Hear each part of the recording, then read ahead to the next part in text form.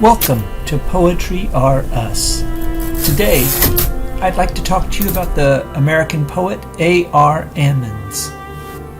The self-described amateur poet, Archibald Randolph Ammons, he grew up on a cotton tobacco farm during the Great Depression. He began writing poetry during World War II while he was serving aboard a Navy destroyer. Among his many honors were 2 National Book Awards, a National Book Critics Circle Award, and the Bowling Prize. That's a pretty prestigious group of awards he's got there. Possibly his most famous work is the book-length poem Tape for the Turn of the Year. This was the first of Ammons' book-length poems, and it is famous in part for the oddness of its inspiration. Ammons, as he tells it, found one day when he was in a hardware store, he found an adding machine tape and wondered what he might do with it. He took it home, spooled it up onto his typewriter, and went to work, keeping a kind of journal on the tape. From December of, I think, 64 into January of 65. I may have those years wrong. But it's a very interesting poem. What catches my attention most about this poem, or at least what stays with me most, is what it reveals to us about form, about poetic structure. Ammons set for himself the task of writing a poem that could not end until he reached the end of the tape. He also, by the fact, like the shape of the paper, the narrowness of a type of a adding machine tape, he set himself a rule that the length of his lines could not be any wider than that tape. These rules governing the length and the breadth of his poem are in some sense as rigid as those governing or guiding a sonnet.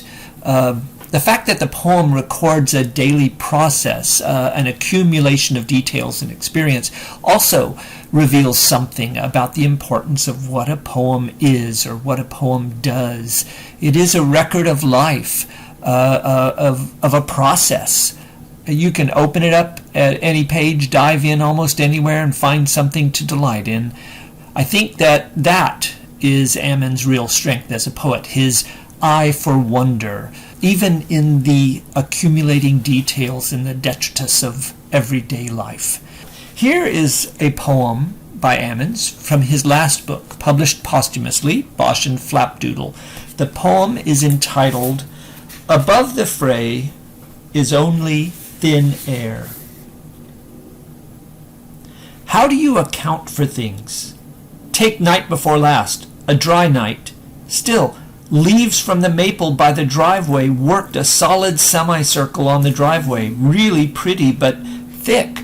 I raked it up in the afternoon. But last night, around midnight, a drizzle that turned slowly into a quiet rain started and kept up till day and after day.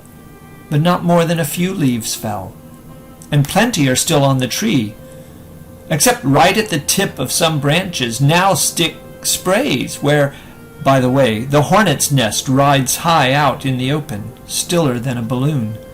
But, I mean, why didn't the weighted wet leaves come down, even in bigger droves than on the dry night? My theory, founded on guesswork, is that the dry night got so dry it got crisp, and crisp cracked off the stems from the branches, and so the leaves just fell off. They didn't need any breeze or rain. Is that wonderful? Do you suppose it's so? Who knows?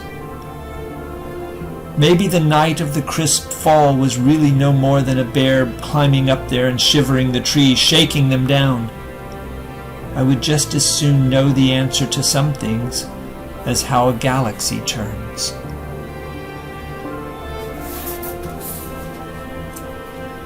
Above the Fray is Only Thin Air by A.R.Ammons. I hope you'll make some time this week to take out a book of poems and do a little reading, or maybe write one of your own. God bless.